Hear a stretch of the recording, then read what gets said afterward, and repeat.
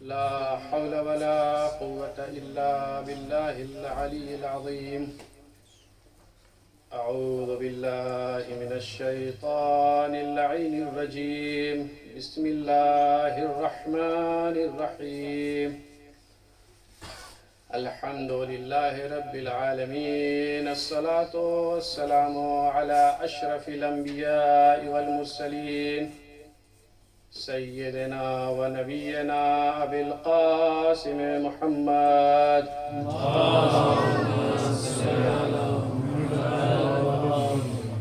وعلى أهل بيته الطيبين الطاهرين المعصومين المظلومين، ولعنة الله على أعدائهم أجمعين من يومنا هذا إلى قيام يوم الدين.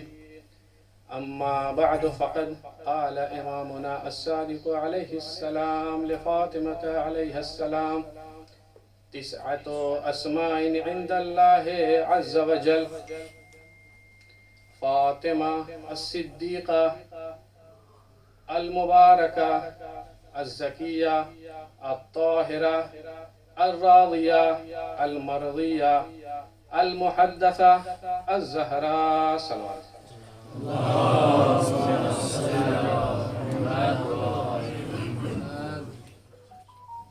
محترم سامعین کرام،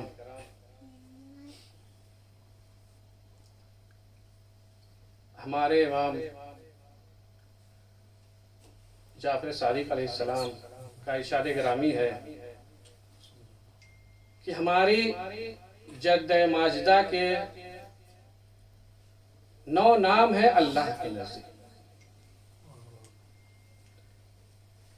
عزیزان گرامی، جب امام نے یہ کہا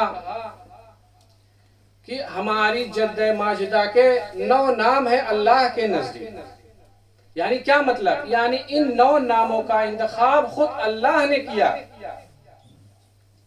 شہزادی کونین کے لیے. تو عزیزان گرامی،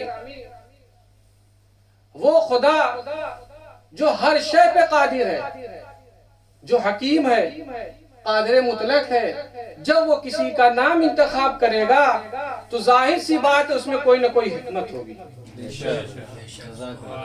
تو جب پروردگار عالم نے شہزادی کونین کے ان ناموں کا انتخاب کیا تو اس کا مطلب یہ ہے کہ اگر شہزادی کونین کے لیے پروردگار عالم نے محدثہ کہا تو وہ محدثہ ہوں گی، چونکہ پروردگار عالم ایسے ہی نہیں انتخاب کر سکتا کسی کا نام. جب پروردگار عالم نے کہا کہ شہزادی کونین مبارکہ ہیں تو اس کا مطلب وہ برکتوں والی ہوں گی، چونکہ وہ قادر مطلق ہے. تو اب عزیزان گرامی، ایسا ہو ہی نہیں سکتا کہ شہزادی کونین کا نام انتخاب کرے پروردگار مبارکہ اور اس میں وہ برکتیں موجود نہ ہو. اس لیے کہ پروردگار عالم کوئی بھی ایسا کام انجام نہیں دے گا جو حکمت سے خالی ہو. تو اب عزیزان گرامی، اس کا مطلب کیا ہوا؟ اس کا مطلب یہ ہوا کہ شہزادی کونین کا نام اس میں بامسمى ہے، یعنی شہزادی کونین میں وہ صفتیں بھی موجود ہونی چاہیے. تو اب عزیزان گرامی، آئیے ہم دیکھتے ہیں کہ مبارکہ کہتے کسے ہیں. جب پروردگار عالم نے کہا کہ ہماری شہزادی کونین کا نام مبارکہ میں نے رکھا تو اس کا مطلب وہ بیوی، وہ عظیم خاتون برکتوں والی ہوں گی. برکت کہتے کسے ہیں؟ آیا خارج میں کوئی نظر آنے والی شے ہے یا نہیں؟ امر اعتباری ہے، یعنی ایک اثر ہے جو کسی بھی شے میں موجود ہو سکتا ہے. تو اب عزیزان گرامی، جیسے پروردگار عالم نے کسی کے مال میں برکت دی، سامنے والے مبارکباد دی، بہت بہت مبارک ہو. آیا یہ سامنے نظر آنے والی چیز ہے؟ نہیں، بلکہ ایک اثر ہے. تو عزیزان گرامی، جب ہم قرآن کی طرف رجوع کرتے ہیں برکت کے حوالے سے تو قرآن چند مقامات میں ان برکتوں کا تذکرہ کرتا ہے. جیسے سورہ صاد آیت نمبر 29، پروردگار عالم کیا کہہ رہا ہے؟ کتاب انزلناہ الیک مبارک لیدبروا آیاتہ ولیتذکر اولو الالباب. پروردگار عالم کیا کہہ رہا ہے کہ میں نے آپ کی طرف وہ کتاب نازل کی جو برکتوں والی ہے. خود اسی قرآن میں ارشاد ہو رہا ہے لا ریب فی، اس کتاب میں کسی شک و شبہ کی گنجائش نہیں ہے. عزیزان گرامی، خدا کیا کہہ رہا ہے کہ ہم نے آپ کی طرف ایسی کتاب کو نازل کیا ہے جو برکتوں والی ہے. تو اب عزیزان گرامی، اس کتاب سے برکت کیسے حاصل کیا جا سکتا ہے؟ اس کتاب سے برکت کیسے حاصل کیا جا سکتا ہے؟ امام جعفر صادق علیہ السلام کی خدمت میں ایک شخص آتا ہے، آنے کے بعد پوچھتا ہے مولا میں اپنی زندگی میں بڑا پریشان رہتا ہوں، رزق کی تنگی ہے، بیماریوں میں مبتلا رہتا ہوں، مولا کوئی ایسا عمل بتائیے جس سے میری یہ بیماری دور ہو جائے، میرے رزق میں جو تنگی ہے وہ دور ہو جائے. مولا نے کیا فرمایا کہ تمہارے پاس قرآن ہے، قرآن کی تلاوت کرتے ہو؟ اس شخص نے کہا نہیں مولا میرے پاس قرآن نہیں ہے. مولا نے کہا جاؤ قرآن خریدو، اس کی تلاوت کرو، اس کے بتائے ہوئے احکام پہ عمل کرو، تمہاری ساری پریشانیاں دور ہو جائے گی. عزیزان گرامی، تو وہ شخص جاتا ہے، کچھ دن کے بعد آتا ہے مولا کی خدمت میں. آنے کے بعد کہتا ہے مولا میں آپ کے بتایا ہوئے احکام پہ عمل کر رہا تھا، میں نے قرآن خرید لیا ہے، میں قرآن کی تلاوت کرتا ہوں، الحمدللہ میری ساری پریشانیاں دور ہو گئی ہے، میں رزق کی تنگی میں مبتلا تھا، میرے رزق میں اضافہ ہونے لگا، میری پریشانیاں دور ہو گئی. تو عزیزان گرامی، کہنے کا مطلب یہ ہے کہ جب پروردگار عالم نے یہ کہا کتاب انزلناہ الیک مبارک، یہ بابرکتوں والی کتاب، یہ برکتوں والی کتاب ہم نے آپ کی طرف نازل کیا ہے. تو اب عزیزان گرامی، کوئی بھی انسان ہو، چاہے مادی اعتبار سے پریشان ہو، چاہے روحانی اعتبار سے پریشان ہو، اگر اس کے رزق میں تنگی ہے تو اس قرآن پہ عمل کرے، اس قرآن کو اپنے پاس رکھے، اس کی تلاوتیں کرے، اس کے سوروں کو یاد کرے، اس کے بتائے ہوئے قوانین پہ عمل کرے، تو چاہے وہ مادی پریشانی ہو، چاہے وہ روحانی پریشانی ہو، اس کی زندگی میں سکون پیدا ہو جائے گا. ایک صلوات بر محمد و آل محمد. صلی علی محمد و آل محمد وعجل فرجهم. تو عزیزان گرامی، یہ قرآن کی ایک آیت دوسری جگہ پہ پروردگار عالم پھر ارشاد فرما رہا ہے سورہ اعراف آیت نمبر 96، جہاں پہ پروردگار عالم ارشاد فرماتا ہے وَلَوْ أَنَّ أَهْلَ الْقُرَىٰ آمَنُوا وَاتَّقَوْا لَفَتَحْنَا عَلَيْهِمْ بَرَكَاتٍ مِّنَ السَّمَاءِ وَالْأَرْضِ. اور دیارن کیا کہہ رہا ہے؟ اگر لوگ ایمان لے آتے اور متقی ہو جاتے تو ہم ان کے لیے آسمان سے اور زمین سے برکتوں کو نازل کرتے. وَلَٰكِن كَذَّبُوا، لیکن انہوں نے جھٹلا دیا. تو عزیزان گرامی، پروردگار عالم کیا کہہ رہا ہے؟ دو شرط. پہلی شرط یہ کہ ایمان لے آؤ، ہم آپ کے لیے زمین و آسمان سے برکتیں نازل کریں گے. دوسری شرط یہ کہ متقی بن جاؤ. تو اب جو شخص بھی ایمان لے آئے گا اور متقی ہو جائے گا، پروردگار عالم اس کے لیے زمین و آسمان سے برکتیں نازل کرے گا. ایک صلوات بر محمد و آل محمد.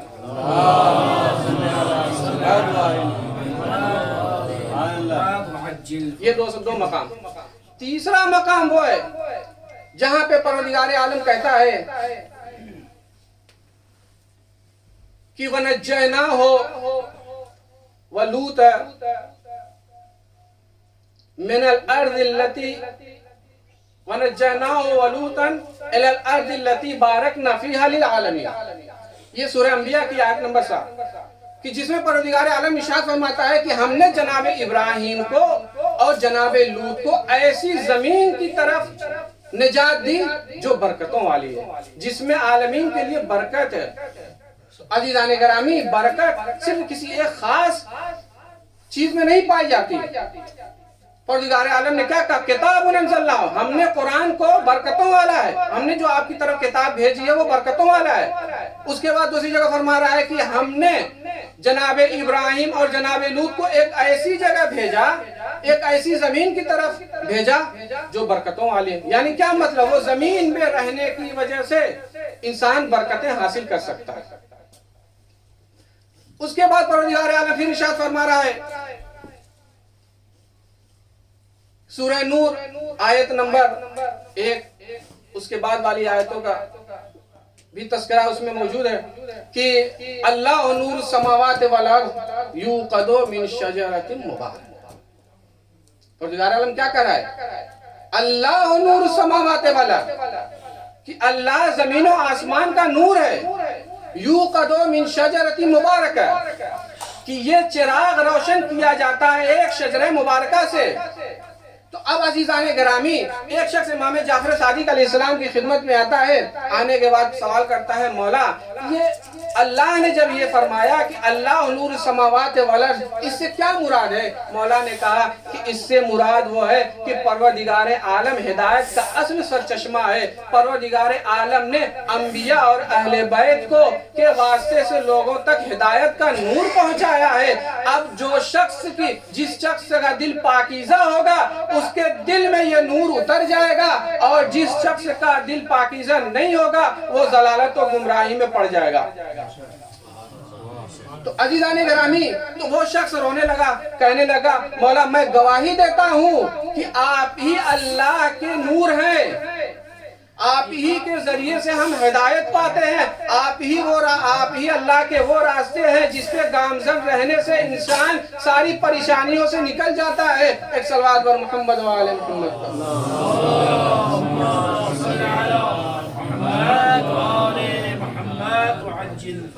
عزیزان گرامی، یہ قرآن کی آیتیں اس بات کی طرف اشارہ کر رہی ہیں کہ انسان چاہے تو برکتیں حاصل کر سکتا ہے۔ اسی طریقے سے اگر ہم احادیث کی طرف رجوع کریں تو بہت ساری ایسی حدیثیں مل جائیں گی جو برکت کی طرف اشارہ کرتی ہیں، جیسے الصدق برکت، سچ بولنا برکت ہے، حب اہل بیتی برکت، میرے اہل بیت کی محبت برکت ہے۔ اب جس شخص کے دل میں اہل بیت کی محبت ہوگی اس کے وہاں برکتیں نازل ہوں گی۔ اس کے بعد ایک اور حدیث، القناعت تزید فی الرزق، قناعت رزق میں اضافے کا سبب بنتی ہے۔ صلۃ رحم تزید فی الرزق تزید فی العمر، اس طرح کی مختلف احادیثیں موجود ہیں جہاں پہ اشارہ کیا گیا ہے رزق برکت کا، کہ آپ ان کے ذریعے سے برکتیں حاصل کر سکتے ہیں۔ عزیزان گرامی، لیکن ہمارا جو موضوع ہے وہ ہے کہ جناب سیدہ شہزادی کون ہے؟ بابرکت خاتون ہے، برکتوں والی ہے۔ اس کا کیا مطلب؟ عزیزان گرامی، کہا جاتا ہے کہ اذا املکتم تصدقوا، اگر آپ کو اللہ نے مال دیا ہے تو اس کو راہ خدا میں خرچ کرو۔ اسی سے ملتا جلتا ایک واقعہ کہ ایران کا ایک بہت بڑا تاجر فرانس تجارت کی غرض سے گیا۔ جب وہاں پہنچا، اس نے اپنے جب کام مکمل کر لیے تو جب حساب لگانے بیٹھتا ہے تو اس کو تجارت میں فائدہ نہیں ہوا بلکہ گھاٹا ہوا۔ جب اس نے حساب کیا تو اس کے پاس صرف اور صرف 1 لیرہ۔ اب نہ وہ ہوٹل کا کرایہ ادا کر سکتا ہے، نہ ٹکٹ خرید سکتا ہے، نہ اپنے وطن واپس آ سکتا ہے، کرے تو کیا کرے؟ اسی پریشانی کے عالم میں وہ باہر نکلا، ریلوے اسٹیشن کی طرف جا رہا تھا کہ اس نے دیکھا کہ ایک خاتون ہے جو اپنے آپ کو ٹرین کے آگے کود کے جان دینا چاہ رہی ہے، یعنی وہ چاہ رہی کہ میں ٹرین کے آگے کود جاؤں، تو یہ شخص اس کو پکڑ لیتا، بچا لیتا اور اس سے اس کا معائنہ پوچھتا کہ یہ بتاؤ کہ تم ٹرین کے آگے کود کر اپنی جان کیوں دے رہی؟ وہ خاتون کہتی ہے، میں فلاں جگہ کام کرتی تھی، مالک نے میری کسی غلطی کی وجہ سے مجھے نوکری سے نکال دیا، اب میرے پاس اتنے پیسے نہیں ہیں کہ میں اپنے گھر کو جا سکوں، تو میں نے سوچا میں اپنی زندگی کو ختم کروں۔ تو اس شخص نے پوچھا، اچھا یہ بتاؤ تم کو اگر گھر پہنچنا ہے تو اس کے اخراجات کتنے ہوں گے؟ تم کو کتنا مال چاہیے کہ تم اپنے گھر کو پہنچ سکتی ہو؟ خاتون نے حساب لگایا تو وہ بن رہا تھا اس زمانے کا 1 لیرہ۔ اس شخص کے پاس موجود کتنا تھا؟ 1 لیرہ۔ تو اس نے اس معظمہ سے کہا کہ یہ پیسہ لو اور تم اپنے گھر کو چلی جاؤ۔ تو معظمہ نے پلٹ کے جواب دیا کہ تم تو مجھ سے زیادہ محتاج ہو، یہ میرے اوپر کیوں خرچ کر رہے ہو؟ اپنے اوپر خرچ کرو۔ تو اس شخص نے کہا کہ نہیں، اس ایک لیرا سے تمہاری حاجت پوری ہو سکتی ہے، میری حاجت نہیں پوری ہو سکتی. غرض کی اس شخص نے اس لیرا کو راہ خدا میں خرچ کر دیا. جب وہ معظمہ اپنے گھر کو پہنچ گئی تو یہ شخص ہوٹل واپس آ رہا تھا، تو راستے میں ایک شخص سے ملاقات ہوئی، اس کا دوست تھا. اس نے کہا کہ بادشاہ نے آپ کو بلایا ہے. تو یہ شخص اس کو لے کے بادشاہ کے پاس پہنچا. اب دیکھیے راہ خدا میں خرچ کرنے کی برکت. جب بادشاہ کے پاس پہنچتا یہ شخص تو بادشاہ سے اسلام اکرام کے بعد اس کی احوال پرسی ہوتی ہے. اس کے بعد سے اس سے پوچھتا ہے کہ تم گھر کب جا رہے ہو. اس نے بتایا سارا ماجرا. اس نے اس کو کچھ پیسے دیے. یہ شخص آتا ہے اپنے ہوٹل میں. جب اس لفافے کو کھولتا ہے تو اس میں 700 لیرا. عزیزان گرامی، جیسے ہی اس نے یہ دیکھا کہ اس لفافے میں 700 لیرا ہے، اس کو قرآن کی وہ آیت یاد آ گئی، مثل الذین ينفقون اموالهم فی سبیل اللہ کمثل حبۃ انبتت سبع سنابل فی کل سنبلۃ مئۃ حبۃ واللہ یضاعف لمن یشاء. عزیزان گرامی، اس نے خرچ کیا تھا 1 لیرا، لیکن جب اس نے خرچ کیا تھا 1 لیرا، جب بادشاہ نے اس کو 700 لیرے دیے تو اس کو قرآن کی وہ آیت یاد آ گئی کہ وہ لوگ جو راہ خدا میں خرچ کرتے ہیں 1 دانہ، تو اس 1 دانے کے بدلے میں اس کے دانے کی مثال اس 7 بالی کی طرح ہے جس میں 100 دانے ہوں. عزیزان گرامی، اس کے پاس سے 100 کے 7 نوٹ، اور ہر نوٹ میں، ہر 100 کے نوٹ میں یعنی 100 لیرا ہوتا ہے. تو اب عزیزان گرامی، تو یہ ہے راہ خدا میں خرچ کرنے کا فائدہ. یہ ہے راہ خدا میں خرچ کرنے کا فائدہ. تو اب عزیزان گرامی، اس کو وہ قرآن کی یاد آ گئی، آیت یاد آ گئی، مثل الذین ينفقون اموالهم فی سبیل اللہ کمثل حبۃ انبتت سبع سنابل، یعنی 7 بالیاں جس میں ہر بالی میں 100 دانے ہوں. تو اب عزیزان گرامی، ہمارا یہ موضوع تھا کہ شہزادی کونین برکت والی ہے. تو وہ برکت عام ہے یا خاص ہے؟ ہم عام یا خاص ہے؟ کیا وہ صرف ان کے زمانے تک محدود تھی یا آج بھی وہ برکت قائم ہے؟ تو عزیزان گرامی، وہ برکت کوئی خاص نہیں تھی، کسی ایک شخص سے خاص نہیں تھی، کسی ایک زمانے سے محدود نہیں تھی. وہ برکت آج بھی جاری ہے. کیسے جاری ہے؟ خود معصوم کی حدیث ہے، لولا الحجہ لساقت الارض باہلہا. تو اس شہزادی کونین کی نسل سے 12ویں امام کا پردہ غیب میں موجود ہونا اس بات کی دلیل ہے کہ شہزادی کونین کی برکت کل بھی تھی، شہزادی کونین کی برکت آج بھی ہے. اگر یہ برکت شامل حال نہ ہوتی تو یہ دنیا اپنے اہل و عیال کے ساتھ غرق ہو جاتی. ایک صلوات بر محمد و آل محمد.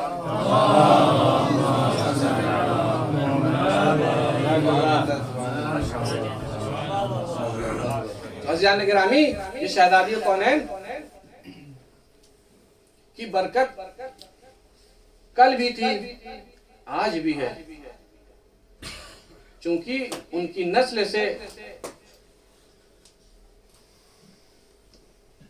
امام کا پردہ غیب میں باقی ہونا اس بات کی دلیل ہے کہ اگر امام پردہ غیب میں نہ ہوتے، امام کا وجود نہ ہوتا تو یہ زمین میں اہل و عیال غرق ہو جاتی، ختم ہو جاتی. اس شہزادی کی برکت سے یہ دنیا ابھی تک قائم ہے. عزیزان گرامی، میں نے ختم کی اپنی گفتگو. شہزادی کی برکتیں عام تھی، کسی ایک سے خاص نہیں تھی. جو بھی ان کے در پہ آتا تھا، چاہے وہ محتاج ہو کھانے کا، چاہے وہ محتاج ہو لباس کا، چاہے وہ محتاج ہو مال کا، اس کو عطا کرتے. لیکن جس کی برکتیں عام ہو، اس کے اوپر اتنے مظالم کہ ادھر رسول کی آنکھ بند ہوئی، ادھر شہزادی کو مرثیہ پڑھنا پڑا. صبت علیہ مصائب لو انہا صبت علی الایام سن لیالیا، کہ اے بابا، آپ کے جانے کے بعد مجھ پر وہ مظالم توڑے گئے کہ اگر یہ مظالم دنوں پہ پڑھتے تو رات کی تاریکی میں تبدیل ہو جاتے. ہاں ارباب ازا عزرکم علی اللہ، خدا آپ کو کوئی غم نہ دے سوائے اہل بیت اطہار علیہ السلام کے. عزیزان، ہاں ارباب ازا، ایران کے ایک مشہور و معروف عالم دین گزرے ہیں جن کا نام ہے شیخ محمد حسین اصفہانی. انہوں نے شہزادی کونین کے ان تمام جو ان پر ظلم اٹھائے گئے ان کو ایک مرثیے میں انہوں نے بیان کیا. کیا کہا؟ لَفِي لَهَا لَقَدْ عُضِيَ قَدْرُهَا حَتَّى تَوَارَ بِالْحِجَابِ بَدْرُهَا. کہ یہ وہ شہزادی تھی جس کو ہمیشہ رسول پہچنوایا کرتے تھے. کبھی فاطمہ تو بَرَأْتُ مِنِّی کہہ کے کبھی آتے تھے دروازے پہ سلام پیش کیا کرتے تھے، یا اہل بیت السلام علیکم یا اہل بیت النبوہ. لیکن شیخ محمد حسین اصفہانی کہتے ہیں لَفِي لَهَا لَقَدْ عُضِيَ قَدْرُهَا، یعنی وہ شہزادی کون ہے جس کو رسول نے جگہ جگہ پہچنوایا ہو، اس کی قدر و منزلت کو ضائع کر دیا گیا ہو. حَتَّى تَوَارَكَ الْحِجَابِ بَدْرُهَا، حَتَّى تَوَارَكَ الْحِجَابِ بَدْرُهَا، یہاں تک یہ بدر کامل حجاب میں چلا گیا. یہاں تک کہ شہزادی کونین کو اتنے شہزادی کونین کے اوپر اتنے مظالم ڈھائے گئے کہ شہزادی کونین کو یہ مرثیہ کہنا پڑا تھا. اس کے بعد سے کہتے ہیں وَمَا أَصَابَهَا مِنَ الْمُصَابِ مِفْتَاحُ بَابِهِ حَدِيثُ الْبَابِ. کون سی مصیبتیں شہزادی کونین پہ توڑی گئی، کون سی مصیبتیں شہزادی کونین پہ ڈھائی گئی. کہتے ہیں وَمَا أَصَابَهَا مِنَ الْمُصَابِ مِفْتَاحُ بَابِ حَدِيثُ الْبَابِ، یعنی تم تذکرہ سننا چاہتے ہو، تم گفتگو سننا چاہتے ہو، تم وہ بات سننا چاہتے ہو جو شہزادی کونین کے اوپر ظلم اٹھایا گیا. کیا کہتے ہیں وَمَا أَصَابَهَا مِنَ الْمُصَابِ مِفْتَاحُ بَابِ حَدِيثُ الْبَابِ. اس ظلم کی شروعات ہی دروازے کی گفتگو ہے. دروازے کی کیا گفتگو ہے؟ ظالمین آنے کے بعد کہتے ہیں اے فاطمہ علی کو باہر نکالو وَإِلَّا ہم گھر میں آگ لگا دیں گے. ارباب ازا، اس کے بعد کہتے ہیں اَيُضْرَمُ النَّارُ بِبَابِ دَارِهَا وَآيَةُ النُّورِ عَلَى بَنَارِهَا. تو شہزادی کونین کہتی ہے کیا تم اس گھر میں آگ لگا دو گے جس گھر میں حسنین رہتے ہیں؟ کیا تم اس گھر میں آگ لگا دو گے جس کی بلند جس کی عمارتوں پہ جس کی آیتیں روشن ہیں؟ کیا تم اس گھر میں آگ لگا دو گے؟ عزیزان گرامی، آگ لگا دی گئی. شہزادی کونین دروازے کے پیچھے کھڑی ہیں. جلتا ہوا دروازہ شہزادی کونین کے اوپر گزرا. اس کے بعد شیخ محمد حسین اصفہانی کہتے ہیں وَجَاوَزُ الْحَدَّ بِلَطْمِ الْخَدِّ شُلَّتْ يَدُ الطُّغْيَانِ وَالتَّعَدِّ فَأَحْمَرَّتِ الْعَيْنُ عَيْنُ الْمَعْرِفَةِ تَذْرِفُ بِالدَّمِ عَلَى تِلْكَ الصِّفَةِ. کیا مطلب؟ یعنی جب شہزادی کونین کے اوپر وہ دروازہ گرایا گیا ہے، شہزادی کونین دروازے کے پیچھے تھی، تو یہ ملعون نے جب دیکھا شہزادی کونین کے رخسار پہ وہ تماچا مارا کہ شہزادی کونین کے گوشوارے زمین پہ گر گئے. ہاں باب ازا، میں نے ختم کی، بس چند جملے اور سن لیجئے. اس کے بعد کہتے ہیں وَلَسْتُ أَدْرِي خَبَرَ الْمِسْمَارِ.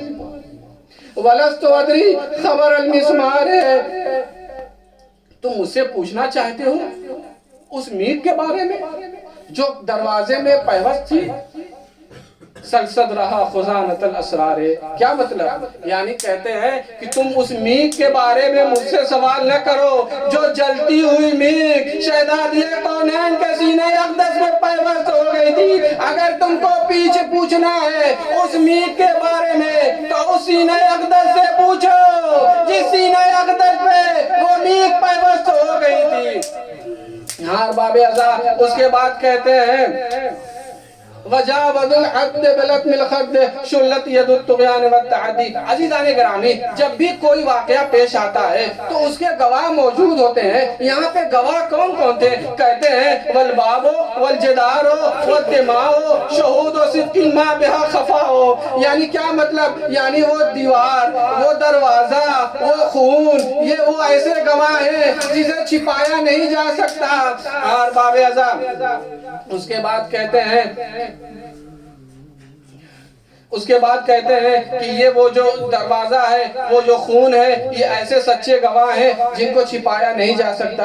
کیوں عزیزان گرامی؟ شہزادی پہ وہ مظالم توڑے گئے، شہزادی کو وہ مظالم توڑے گئے کہ جس کو بیان کرنا بہت سخت ہے عزیزان ارباب اعضاء۔ اس کے بعد جب شہزادی کونین اس دنیا سے رخصت ہو جاتی ہیں تو مولا کائنات نے حسب وصیت ان کو غسل و کفن دیا۔ غسل دیتے دیتے ایک مرتبہ مولا کائنات چیخ مار کر روئے۔ اسما موجود تھی، اسما نے کہا مولا کیا شہزادی یاد آ گئی؟ مولا ہم نے آپ کو کبھی اس طریقے سے روتے ہوئے نہیں دیکھا، مولا کیا بات ہے؟ مولا نے کہا کہ اے اسما صحیح کہا تم نے، میں نے کبھی اس طرح چیخ مار کر نہیں رویا، لیکن اے اسما جب میں شہزادی کونین کو غسل دے رہا تھا تو میں نے کیا دیکھا کہ شہزادی کونین کی پسلیاں ٹوٹی ہوئی تھی، ان کی آنکھ میں خون جمع ہوا تھا، تماچوں کے نشان موجود تھے۔ شہزادی جب تک زندہ تھی کبھی علی سے شکوہ نہ کیا۔